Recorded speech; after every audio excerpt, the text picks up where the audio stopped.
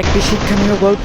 তো ভিডিওটা সবাই শেষ পর্যন্ত দেখবেন। হঠাৎ খেয়াল করলাম আজ রাত 12টায় আমার এমবির ম্যাচ শেষ হয়ে যাবে। এখন এই কয়েক ঘন্টার মধ্যে আমাকে 50 জিবি এমবি শেষ করতে হবে। পুরাই দিশেহারা হয়ে গেলাম আমি। কি করব, কেমন করে খরচ করব এত অল্প সময়ে এতগুলো এমবি? কিছু কি ডাউনলোড করব, নাকি ভিডিও দেখব, নাকি নিউজ ফিডটা ঘুরে শেষ করব সব? আবার ভাবছি কিছু এমবি পোস্ট করে না হয় শেষ করি, না হয় কোনো ভিডিও ডাউনলোড করি। আসলে কি করব কিছুই বুঝতে পারছিলাম না।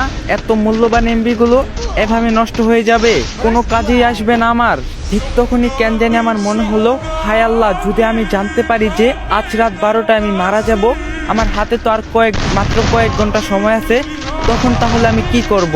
নামাজ পড়বো, নাকি কোরআন তেলাওয়াত করব, নাকি নিজের গুনাহের জন্য মাফ চেয়ে নিব, নাকি মনের ইচ্ছাগুলো পূরণ করব? আচ্ছা, আপন মানুষগুলোর সাথে শেষ সময় কাটিয়ে দিলে কেমন হয়? থাক, আগে একবার দেখে নিই দেনা পাওনা কি কি আছে। ঋণের বোঝা নিয়ে কবরে না যাওয়াই ভালো। ও আল্লাহ, বলে দাও আসলে কি করব এই অল্প সময়ের মধ্যে? আসলে কি করা উচিত? আপনারাও একটু ভেবে দেখুন তো। সত্যি যদি জানতে পারেন যে এই দুনিয়ায় আজকেই আপনার শেষ দিন, তখন আপনি কি করবেন? কি করে আপনার মহামূল্যবান সময়টাকে নিজের রবের সন্তুষ্টির পথে বানাবেন?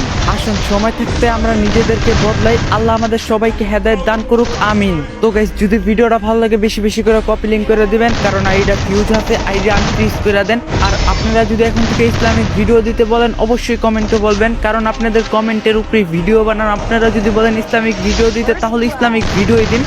তো আর কথা বাড়াইলাম না, ভিডিওটা বেশি বেশি করে কপি লিঙ্ক করে দেন। তো আজকের ভিডিও এই পর্যন্তই ছিল। সবাই ভালো থাকবেন, সুস্থ থাকবেন। আল্লাহ হাফেজ।